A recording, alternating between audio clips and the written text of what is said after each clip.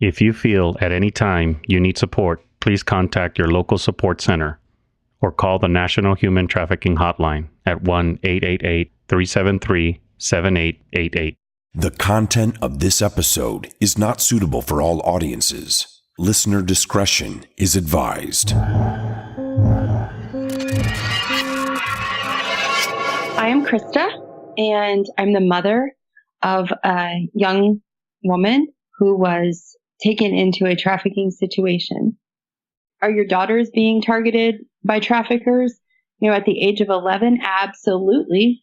The average age for a child to start being groomed is 11 years old. The average age to being taken into trafficking is 15. If they live, the average age to get out of it is 25. If they live. When you change the way you look at things, the things you look at change.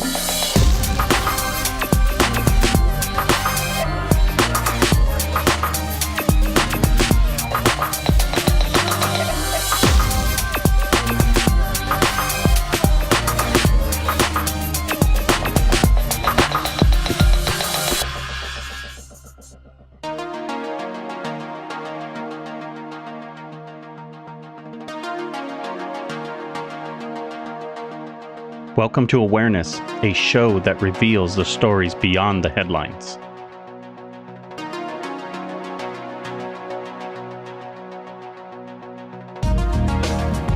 Social media has connected us in ways we could never have imagined.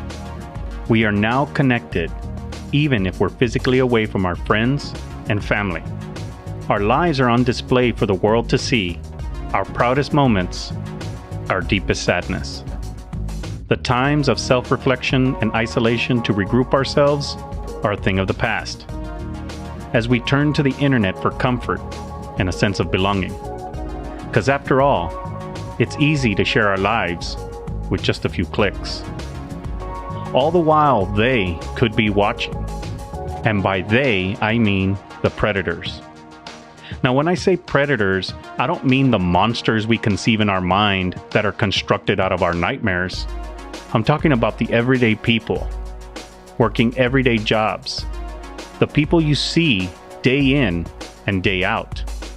The ones you would say, I didn't think they were capable of doing that. They were so nice. Those are the predators I'm talking about. The ones hiding behind the gentle facade of a friend request, and then lurking and waiting for the right opportunity. The ones who have infiltrated our lives by masking themselves as our friends. As adults growing up, we were taught about stranger danger. Don't talk to strangers, we were told in a stern voice. There is no doubt that it was easier for us to determine if a person approaching was a stranger. Fast forward to today. Is a person you call a friend on social media considered a stranger? Is it clear to our kids what a stranger is? How do we teach our children to distinguish a stranger from a friend? Social media has blurred the lines, and it is important that we teach our kids the difference. But in order to teach them the difference, we need to get right about what a stranger is nowadays. On today's episode, we are going to hear Crista's story, a mother whose daughter was groomed, tracked on social media, and during a moment of typical teenage angst, got herself into a trafficking situation.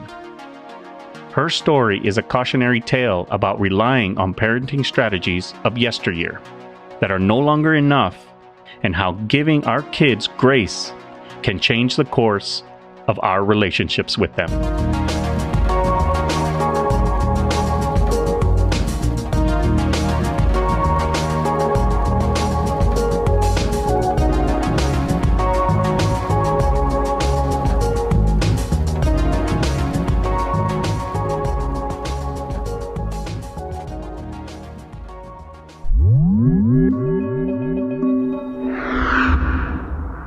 Headline: Dangers of Technology. Indiana mom shares story of daughter who became a victim to human trafficking. Posted by Casey Cronus on May 4th, 2017. In a world ruled by technology, protecting your children from the uncertainty of the internet can be a challenge.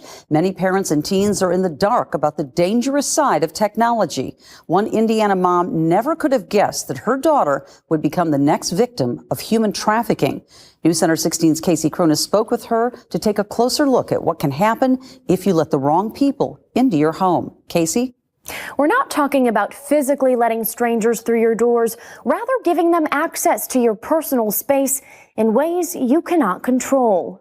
Those parameters of where we used to be able to allow who we wanted in our home, that's gone because of the internet. Crista Miller stands before an auditorium of parents and teens at Tippecanoe Valley High School, warning them about what she and her teenage daughter experienced. We were told that 48 hours was the optimal time to find her, and we found her in 38 hours. We were very lucky. But I have never felt so alone, so helpless, and so desperate. After battling depression and trying to take her own life, last year, Crista's daughter ran away from home. She ended up a victim of human trafficking. Our child ran away with some friends, ended up leaving the friends and walking away to a McDonald's, and just reached out to anybody in her Snapchat group. Crista says a man who her daughter never met, but was a friend of a friend, reached out and said he would pick her up. Still to this day said that her intentions were for him to take her to school, and he did not.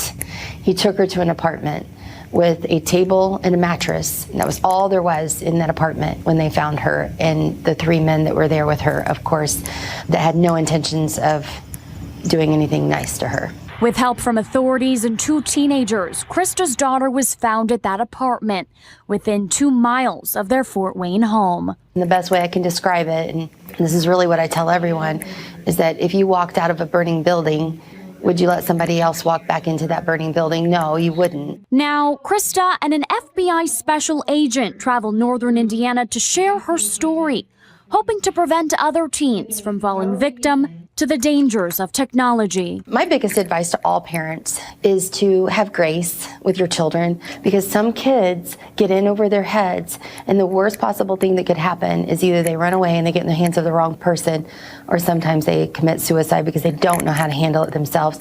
Be a parent of grace. And the FBI agent who spoke at this lecture couldn't be filmed since he does undercover work to catch sexual predators, but he warned of cell phone vault apps that all parents should know about. They have the sole purpose of hiding information. So maybe it's disguised as a calculator and acts as one too, but it also transforms into a storage locker for pictures, videos, and notes your teens don't want you to know they have. Have the men involved in this human trafficking, have they been put in jail? You know, Crista says because the case is still under investigation, she's been advised not to discuss any matters involving it. Also, her daughter is still a minor, only 15 at the time of this incident. All the more reason to keep details close to the vest. Exactly. All right. Good stuff. Thanks a lot. Now let's go beyond the headlines. Before we begin with the story, I asked Crista why she is sharing her story. The reason why I do this is because I want parents to understand what kids are going through nowadays, and to help them to understand the importance of connecting with their children so that strangers won't, and being the person that their children will go to first for answers and for problems. Basically just helping parents learn how to rebuild that trust so that kids don't turn to strangers anymore. Crista begins her story by telling us when it all began. Our story began when our child was about 13 years old. She went through a pretty severe depression. She started cutting when she was in 7th grade. And over time, we started to notice that she was reaching out to, at first it was just young boys for attention on her Facebook, and then it was Instagram, and she was reaching out to boys at school and girls too. But it seemed pretty normal to us, just the way that the interactions were between the teenagers. It seemed like they were all doing it. It didn't seem like our child was doing anything any different than anyone else. So there was no red flags other than the fact that she was cutting, and we began counseling for that. I asked Crista, how did you try to control the situation? We took away the phone, we grounded her from the internet, we took away the computer. We did all the things that normal parents would do and thought this is going to solve the problem. And it doesn't solve the problem, because what happens is at school, kids will get a phone from another friend or they'll get on the computer at school, and you really don't have any control over it. And that's the bottom line here, is that you try to control something that you really have no control over. And it's unfortunate, because as parents, we think that we're doing the right thing by taking away a phone and grounding them, or taking away the internet, or unplugging the internet at home at a certain time of night. That's all fine and well. But we've discovered, and I've discovered through talking to other parents and doing these programs at schools, that kids have shared phones. So you find that one kid at school might have an extra phone that he stole from his parents, and then anybody who's grounded from their phone can use it, and they just pass it around. And there may be multiples of them that are flying around at schools. So what we began to realize is, no matter how hard we tried to control it, it was so out of control, we couldn't control it at all. We weren't even touching on controlling it. There was really no control. Crista mentioned a few things that I think are important to point out. She tried to remove the device from her daughter in the attempt to get the situation under control. But as she explained, there are ways around it. Digital natives, also known as kids growing up in the world of mobile internet, will find ways around the restrictions we place on them as parents. If you reflect back on your childhood for a moment, you'll remember when you used to bend the rules and find ways around the discipline that your parents used to apply. If you remove the devices, then what you're actually doing is the opposite of controlling the situation. You have, in essence, blinded yourself from what's going on. Crista realized that grown men were contacting her daughter, so I asked her how she found out that this was the case. I grounded her from her phone, and while I had the phone in my possession, her Snapchat account started popping up images that morning. And as I started seeing these images, I decided to delve deeper into her social media accounts, and discovered that there were some social media accounts that she had that I didn't know about. She didn't have permission to have them. And I discovered them hidden deep in her phone, because they started popping up. So it wasn't something that I would have seen unless those images would have started popping up. She had it hidden in the background, which is another thing that parents don't realize, is that these kids are so smart and they have the ability to hide things from us. So here we have Snapchat, and then she had something called Text Now, and then she had Instagram, the private messaging on Instagram that was hidden. So as I started digging deep into her phone that day, I started seeing conversations with men who were, most of them in their 20s. There was one that was older than 20s, but for the most part, the conversations that were on the phone at that time were with just boys that weren't within 18 to 25 years old. And I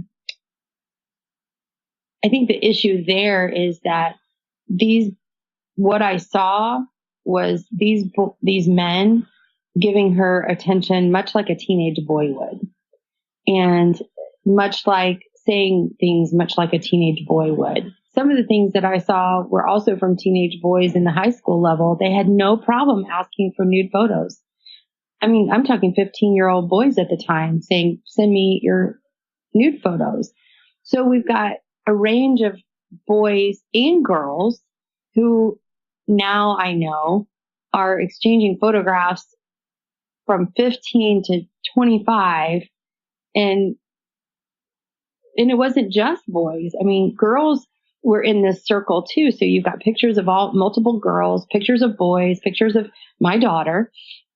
You've got all these kids who are exchanging pictures back and forth, and there's no rhyme or reason to it other than they're just asking for the pictures and they give them freely. It seemed like the older men were just sending out the pictures more randomly and waiting for a response. And if they got a response back, or they would just ask for the nude pictures right up front. Hey, you're cute. You're pretty. Send me a picture of your breasts. And they wouldn't say it like that. Or send me a picture of your ass, or send me a picture of whatever they wanted.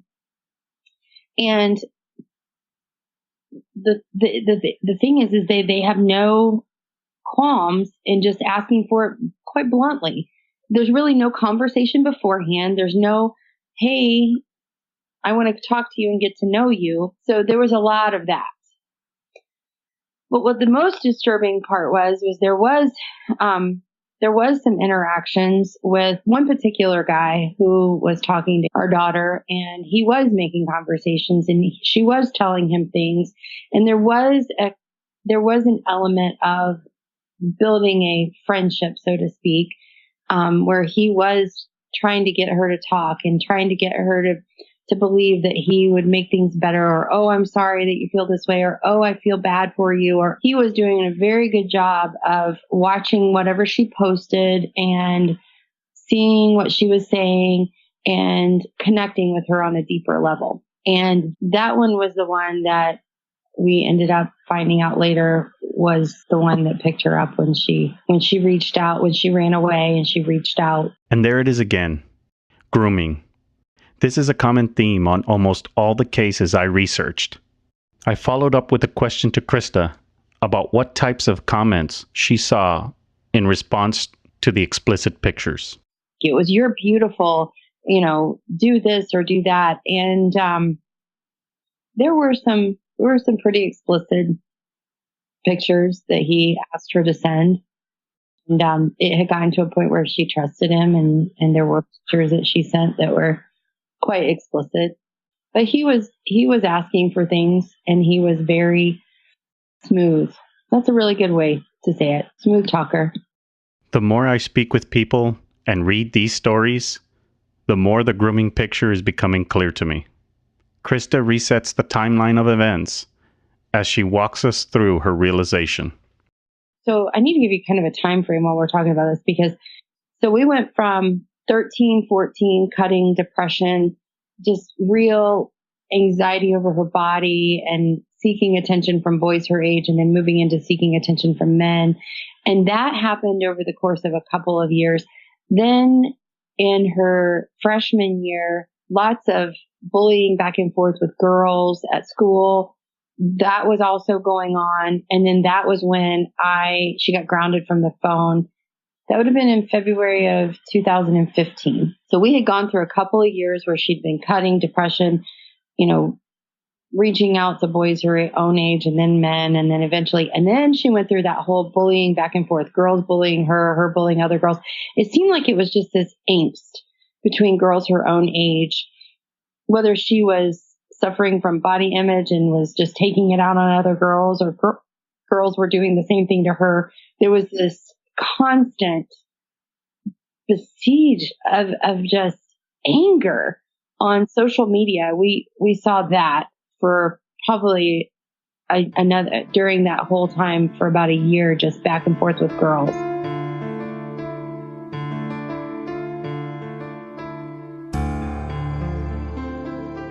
So you go into the freshman year of high school, and now it's gone a little deeper. There's men that are now, she's seeking attention. Men are now paying attention to her online. And then we start seeing her losing weight. She lost a lot of weight. She started paying more attention to her makeup and what she was wearing and her hair. And I thought, okay, these are all natural transitions for a young girl her age. Didn't think anything about it, but then started realizing when I found the pictures on the phone that a lot of that came from her body, her self-image problems are now being magnified by the fact that there are men who want something from her. I can look back on it now, and I'm putting all the pieces together now. At the time, we really just thought these are normal things that girls are going through.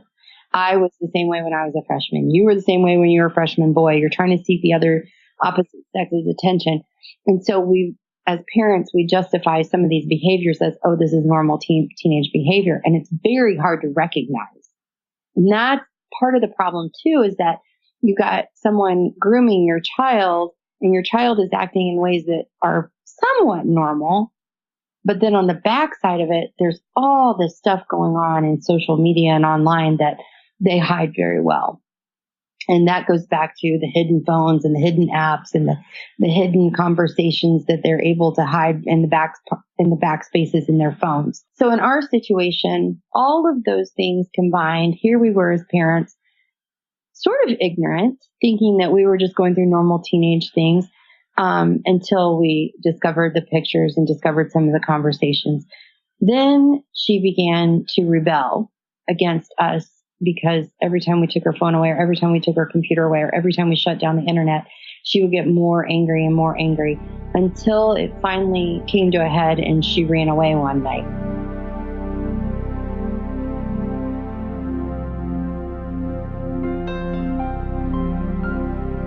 She ran away once. We got her back pretty quickly because we knew who she was with. But then the second time when she ran away with friends. They picked her up, and then she left that group. And when she left that group, she went to a McDonald's down the street. And then she reached out on Snapchat to a circle. And this man was in her circle. And she said, I need to get a ride. And she told me, she told the police, she told everyone that her purpose was to get a ride to school. She was going to go to school. Her intention was to be at school, but she wanted to scare me, us as parents, and get back at us, whatever. So this guy, who she had conversations with, he was a smooth talker. She did trust him. She trusted him because she knew him through other people. She thought that he was a decent guy because she knew him through friends of friends, whatever. So when he said he'd pick her up, she didn't think twice about it. When he picked her up, he took her for a ride, visited some people. We now believe that he was dealing drugs while she was in the car. And then he took her and dropped her off at this apartment complex. And to my knowledge, and please understand, I have bits and pieces of it. I have her story and what she's talked to me about, and then I have a police report. So it seems like he dropped her off. There were a couple of guys there, but then he did come back a couple of different times. But when he dropped her off, there were two guys there, and they were the ones that wouldn't let her leave then at that point. And she still maintains to this day that this guy didn't want to hurt her. She still believes to this day that he would not have hurt her. And this is what's frustrating as a parent, and this is what other parents need to understand, is this man established a trust with my child that she still to this day believes that he wouldn't have hurt her. But we know that any person who's going to drop a child off with two other men who have no intentions of letting her go has no intentions to do anything good to her. So there is still that element where she doesn't understand the depths of what he did. She still doesn't understand that.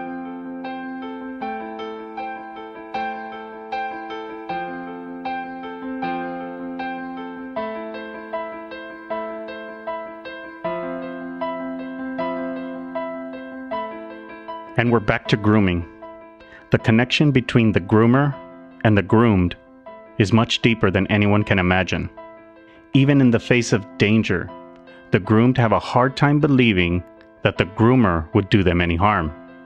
Crista gives us a bit more insight into the effects of grooming. Yeah. So in our situation, we talk about it. I mean, we've talked about what happened to her in that apartment. We've talked to her. But for me as a parent, I cannot fathom still even that she doesn't understand the depth of what he was doing to her. She just still doesn't understand it. And I don't know that he is or isn't running free right now, because there have been enough busts in our town that I think that all of the men that were involved in her case are now put away. I'm not quite sure, even though I'm friends with the FBI agent and the officer who were on her case. They don't tell me everything. So I'm not quite sure if they are all put away. I hope, I think there's enough reason for me to believe that they're gone. We don't live in fear. As a matter of fact, I've not let this for 1 minute, put fear into our lives. The best way to describe this is our children come a dime a dozen to them. They'll take any child. They have no real preference, and they'll take one over another if one gives them trouble. So they're seeking the girls and the boys. It's not just girls anymore. They're seeking the boys and the girls who are the quiet ones, who are showing signs of depression, who are showing signs of seeking attention, who may be the misfits in the community or in the schools, the ones who may not have any real friends, the ones who are posting on the internet saying that they're lonely or they're depressed, or even sharing posts that are depressed posts or negative posts or things that make them seem a little bit on the dark side. And some of the things that I read when I had my daughter's phone, and this was a guy that was, I don't want to say he was in his 30s, and he was the one out of Michigan who actually drove down and brought her an iPod when she was 14 at the time. It was the winter before she turned 15. We had been having trouble with her, and she was cutting, and she threatened suicide, and we had taken her to the local hospital where they had put her in for a 72-hour observation. And while she was in for that 72-hour observation was when we discovered that she had this iPod that we didn't know anything about. And that was when she admitted that this 30-something-year-old man had brought it down from Michigan. And she admitted that he had come to our house and that she had actually seen him face to face. And he gave her this iPod so that he could keep in touch with her. That was probably the scariest point for us. Until she ran away, that point had been the scariest point for us. So the fact that she was an easy target, and some of the conversations that he had were much along those lines of, oh, I understand what you're going through. Oh, yeah, my mom's a bitch too, and all these things. And she didn't even know that he was in his 30s until he came and brought her that iPod. And she said to us, I didn't know how old he was until he showed up at our front door. So these kids may think that they're having a conversation with someone who is their age. And until they're confronted with that person and find out that they're actually a 33-year-old man, may not even realize that they're not talking to a teenager. And that's another way that these people are enticing our children and gaining their trust and then gaining control over them.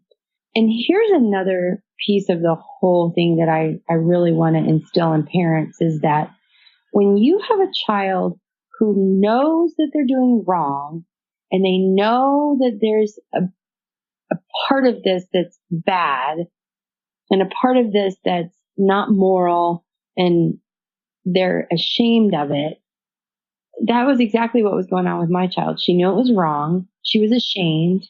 She knew to change her Facebook so that he couldn't find her anymore, but she was too scared to come to me.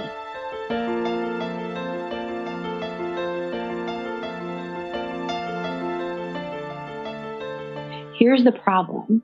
We need to make our children trust us enough. We need to make our children trust us enough to come back to us and say, Mom, Dad, I really screwed up. And that's where I feel like grace comes in, because there has to be a point in our family relations where we say, you know what? God gives us grace every day to make mistakes, and He forgives us. And all we have to do is say, will you forgive us? And the Lord freely forgives us, and we can move on to the next mistake in our life. We have to give that to our children. We have to be the kind of parents who love our children unconditionally, and our children know what an unconditional love really feels like, so that when they make a mistake, they can come to us and say, Mom, Dad, I'm really scared. I screwed up. This man is saying these things to me. Please help me fix this. Because if we don't give our kids grace and we don't show them true unconditional love, and if we're not giving them the kind of love that the Lord gives us, then they're going to continue to lie, and they're going to continue to cover up. And then things like this are going to happen over and over and over. And I was that parent. I made those mistakes. I was a mom that screamed and yelled and took the phone away and had, fits, hissy as a parent. And the mistakes that I was making in that parenting was that all of those things that I was doing, where I was thinking that I was controlling the situation and grounding and taking away the phone and not making it accessible to her was doing nothing more than proving to her that she couldn't trust to come to me and talk to me about what was going on. That was the way most of my generation was raised. Maybe a few people were the exception. But when you think about the way we were raised, it was a different time, and we didn't have the internet. Parents would take away TV time, or they would take away your phone time. That was the norm. It is so different now. They could care less about the TV. They could care less about really phone time. It's just all about social media and being in touch with their friends through the internet.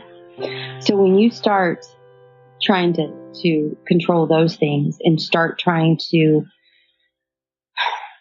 take away things that are completely accessible anywhere you go, it's impossible. You and I know that when we were growing up and our parents would say, you can't talk on the phone for the entire week. If you went to grandma's house, that punishment carried on over to grandma's house. So now, with all these free phones flying everywhere and kids exchanging, and the fact that they have access on the computers at school, most kids are even using iPads at school now. Even teachers and principals are saying, this is something that we have a hard time controlling. We can put all the firewalls in place that we can. We can put apps on the iPads to shut down some of this. But these kids are very smart, to the point where even the techie guys at school are saying, we're constantly having to come up with something new because they break through. Through this process of preparing for this podcast, I'm becoming more aware. So I'm starting to reflect on my parenting style and the strategies I use. And I can't help but wonder if I'm failing as a parent. So I asked Crista if she feels she failed as a parent. Absolutely. Absolutely. Yes, I have felt like I failed as a parent. I look back on it now and I think I did everything I knew to do. I did everything that the experts were telling me to do. I was doing everything the counselors were telling us to do. I was even, conversating with my ex-husband when we were trying to coordinate to do things, and everything we were doing, no matter what we did, she got around it or figured out a way past it or just blatantly broke the rules. So do I feel like I failed as a parent? Do I feel like if I had done something else differently that my child wouldn't have been in the place where she was at? Absolutely. And here's why I feel that way now. I still feel like I did everything I knew to do and I followed all the guidance of everyone. But here's what I know now that's different. I didn't give her grace. I didn't give her grace. She needed a mom who said, honey, why are you doing this? What makes you feel like you have to do this? The deeper issue was, why did she feel like she had to do it? Because she did feel like she had to do it. All the kids feel like they have to do it. And I don't care how good a parent you are. Your children's peer pressure is different now than it was when we were growing up. It just is. It's compounded by the fact that 1,000 likes are more important to your child and my child than anything we say in our home. And that's unfortunate. But the truth is, yes, I feel like I failed as a parent. And where I feel like I failed is I didn't offer grace.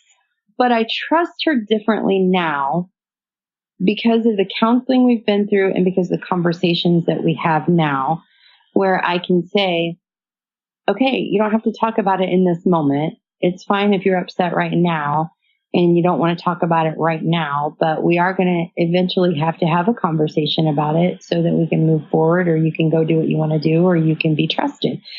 A lot of our conversations now talk about trust. A lot of what we talk about now is, I can say to her, I don't really want you to go to the movies with that person because I don't know that person and we still haven't established a trust for you to go with somebody I don't know. Or she'll say, I want to go with this group of friends, and it might be a different group of friends than I know. And kids are making friends all the time. It's different than it used to be. They pop up with new friends all the time.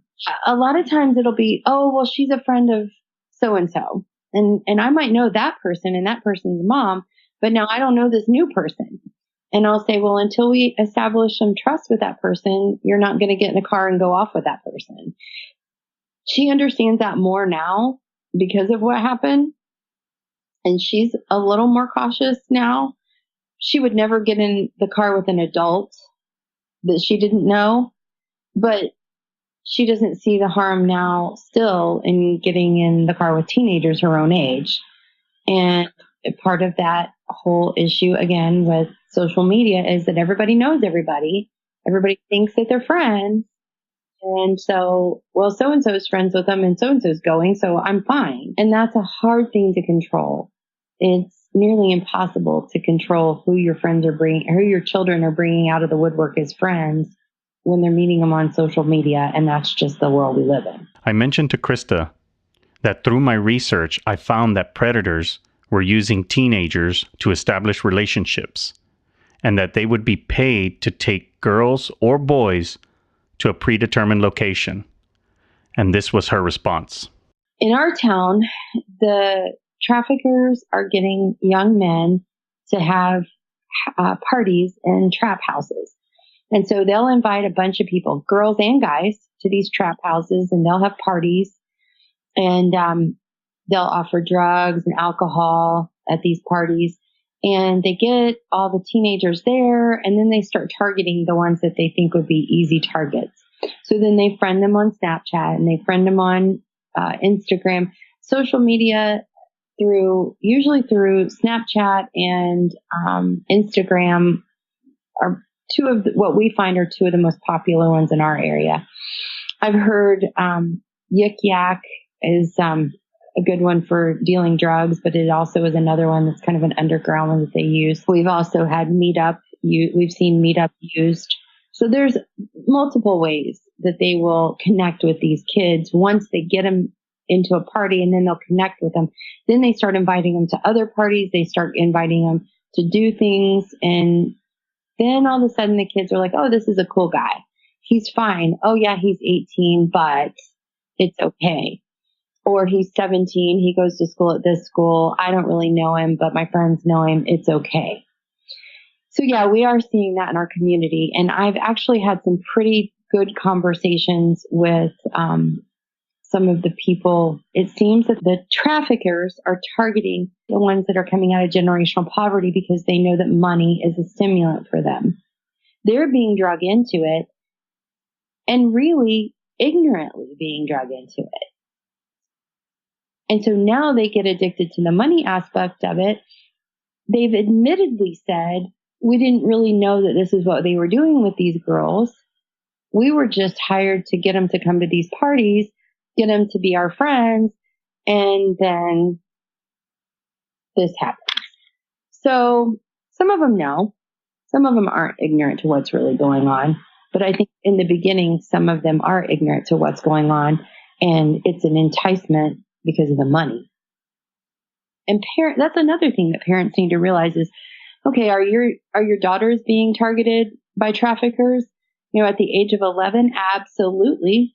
The average age for a child to start being groomed is 11 years old. The average age to being taken into trafficking is 15. If they live, the average age to get out of it is 25. If they live. And what we're seeing is the age of these young men who are being pulled into helping the traffickers is about 15, 16 years old.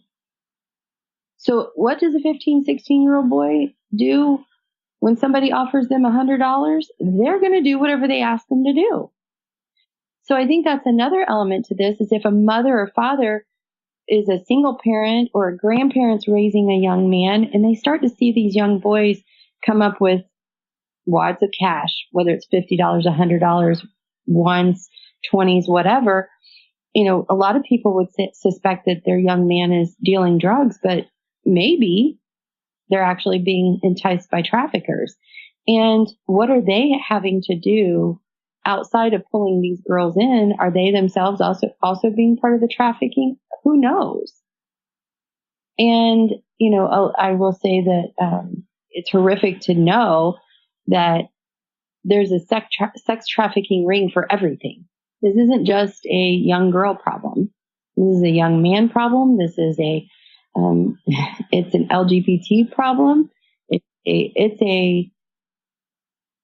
an issue for every young person between the age of 11 and 15. They're all being targeted because, like you said, there's a buyer for everything.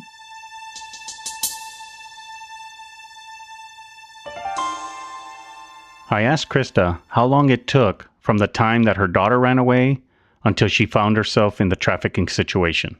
She ran away on a Monday night. We heard her run away. We knew that she had left. So I would say it was a little bit before midnight that Monday night, because I heard something and it was enough that it stirred me to get out of bed, and I threw on my clothes. In my mind, I thought that was the door closing. Something's going on.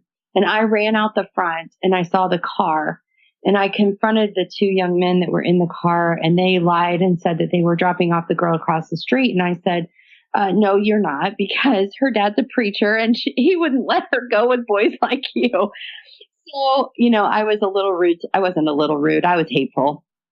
I was very hateful to them, and I told them they needed to leave, and my husband came out. So at that point, she had run across the back and out across the golf course behind our house. And we know now that they then picked her up in the community behind us.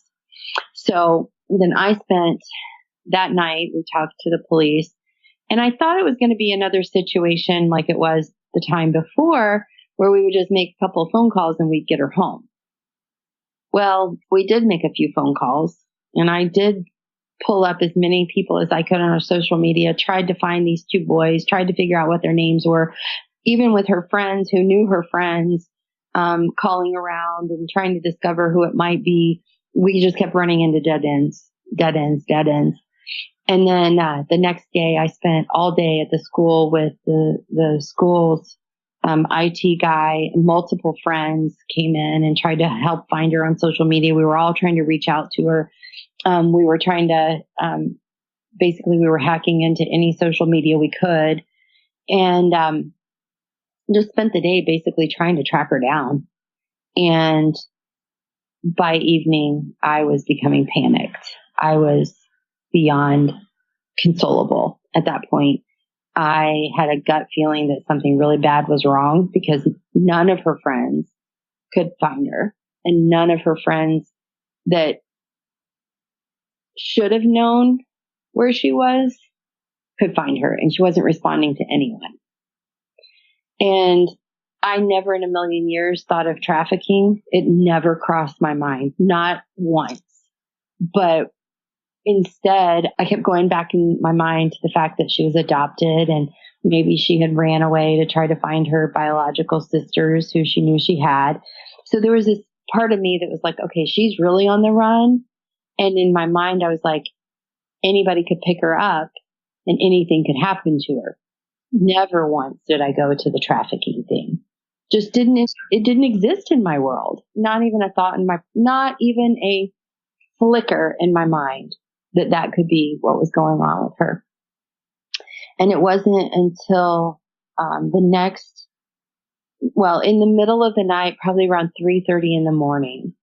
So Wednesday morning, 3:30 a.m., we start getting calls. My sister got a call from my daughter's best friend because my phone was on nighttime, which I didn't even realize it existed. I didn't realize that my phone was on nighttime. And then they called my husband's phone, which woke us up. And then we got the police to our house. So between 3:30 and about 6 o'clock, a lot of conversations happened and transactions between the best friend, my sister, my husband, and I. And we finally got the police over to the house. And by that time, another young man had gotten involved in the conversation, and our daughter was conversating with him. So he actually was the key element in this whole story in getting our daughter back, because she quit communicating with my sister And here's another piece of the story that parents need to understand is that even after all of this, even after what my daughter went through, and even after what she endured in that apartment, she still didn't want to come home because she was afraid she was going to get in trouble. The element of that blows my mind. That piece blows my mind.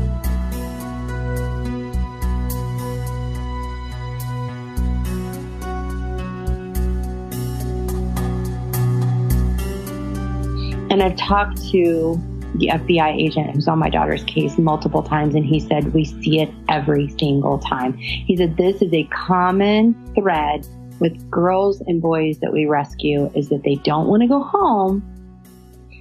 He said, because they normally will say, well, I'm going to get in trouble. But really, the underlying piece of this is that they're ashamed. They're heartbroken that they've disappointed their parents, and they don't know how they're going to recover from it. Because as we all know, kids live in their frontal lobe, and they live in the moment, and their thought processes are really not much further than the end of their nose. So all they can think of is, I've destroyed my family. My parents hate me. I can't recover from this. There's no going back to home. When in fact, as a parent, you're sitting on the other side of it saying, there isn't anything I wouldn't do for you. There's nothing you could do that would make me ever love you any less than what I love you now. And you're my entire world, and nothing you could do could, disappoint me to the point where I would kick you out or get rid of you. So what we think and what we know to be true is the opposite of what their brains are telling them. And that piece of it is really hard for parents, because those kids are going to choose not to go home over this dangerous thing that they've just gone through. It's heartbreaking as a parent, and it's hurtful as a parent, but you cannot take it personally, because it's just that frontal lobe and that non-intelligence taking over their brain, because their brains haven't developed yet. That's just the bottom line. They're not in that intelligent brain yet. So anyway, that morning, when the police came and this young man started communicating with her, and he helped us to find her, when my husband showed up at the place where she was, she had told the men that she was with, hey, my friend is going to come over and smoke some marijuana with me. And they were like, okay, cool. We got another kid coming over. They didn't, to her, and what she said was, they didn't think anything about it, because this was a trap house where kids came and left and did drugs anyway. There were actually 3 teenagers that came and did drugs while she was there and left. And the girl that was there doing drugs the day that she was there, she said, I'm going to go with my friend. And they told her no, but they let the other 3 go. And that's a piece of it too, that when I talked to the FBI, they said, this essentially is a place where kids are allowed to come, drink, do drugs, have sex, do whatever they want to do. But when they get that one kid that they can control, and they know that they're going to get money for that one kid that they're controlling, they're not going to let that kid go. So we found out later that there was a couple from Ohio that were on their way to get her, a man and a woman. So if we were told that if we had not gotten her back that morning, she would have been gone by noon.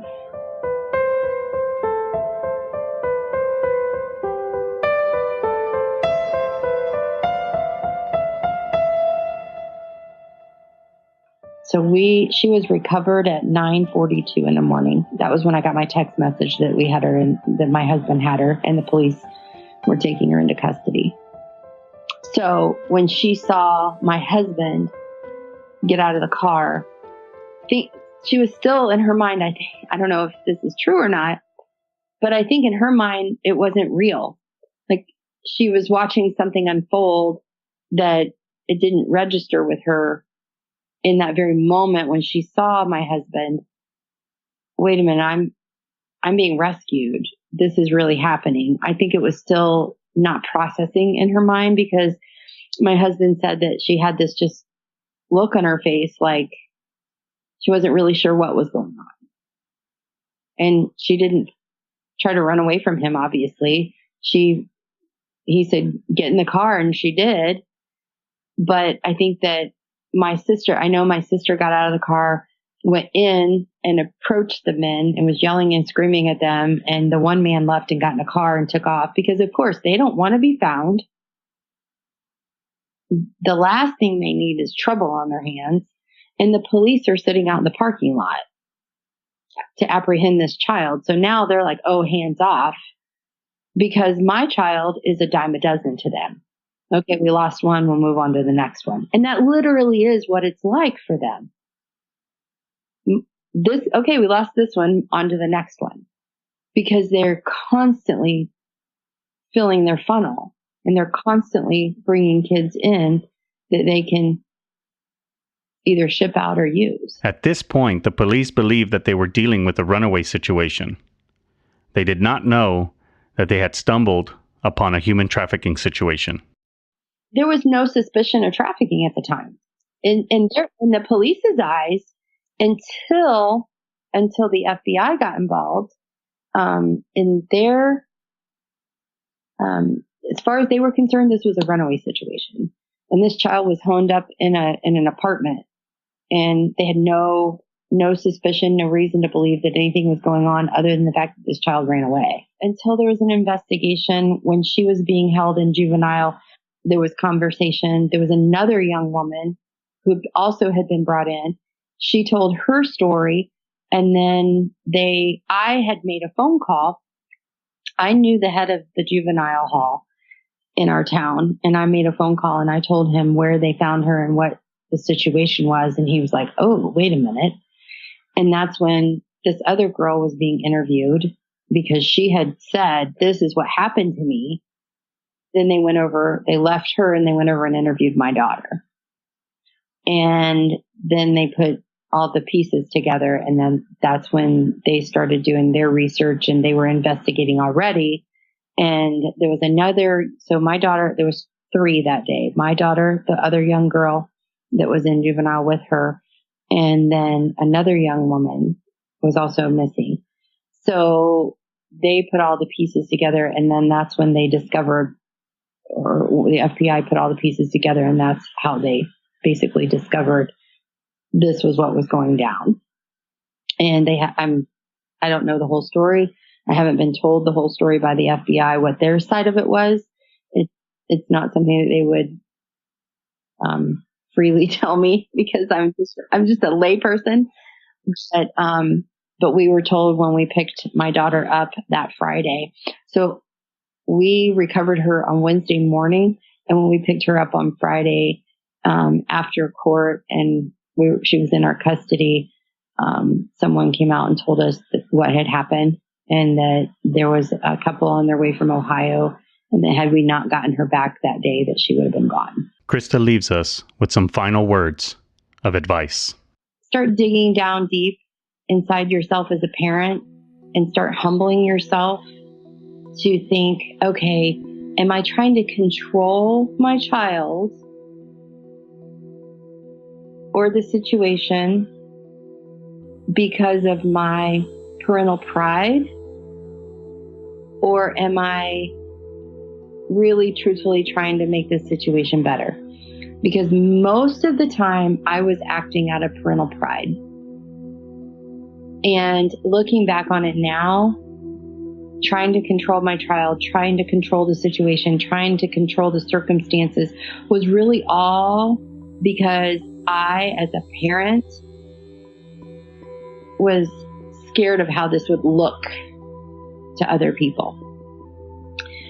Now, whenever I'm in the middle of an issue with my daughter and in the middle of a situation where I feel like I might have to discipline her, I step back from it and I think, okay, am I disciplining her out of my embarrassment on the situation, or am I disciplining her because this is really a lesson that she needs to learn in life? And what lesson is she going to learn out of it if I do discipline her? Because parental pride is a demon. And I'm not talking about a biblical demon. I'm talking about, we all know that pride in the Bible is a sin, but it is the core of what can combust a situation with your child. So if we can all just step back away from it for a minute, ask ourselves the question, is this really about my pride and what I think other people are going to think?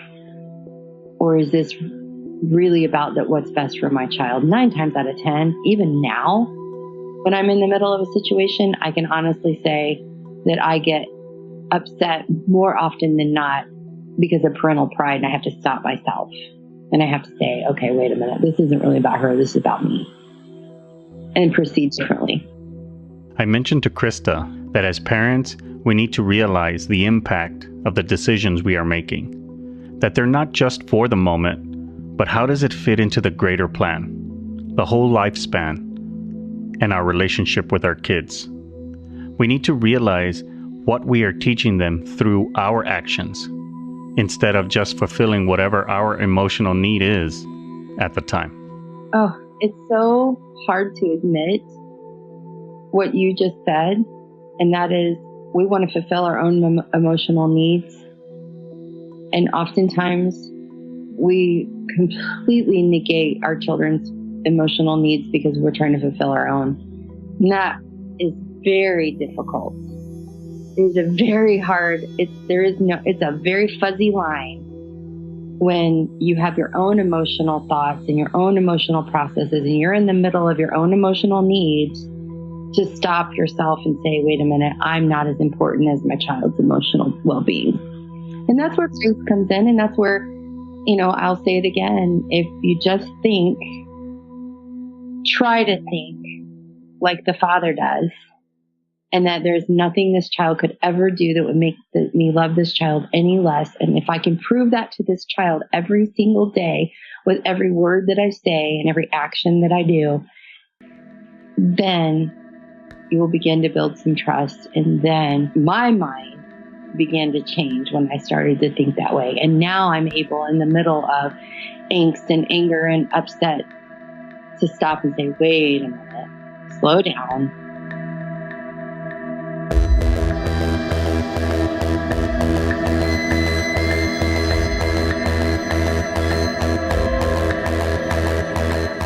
I want to thank Crista Miller for coming on and telling her story.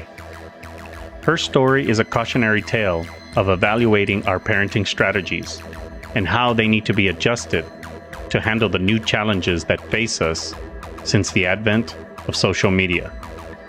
It is important for us to understand the impacts of social media and the dangers that lurk behind every post, every like, and every share.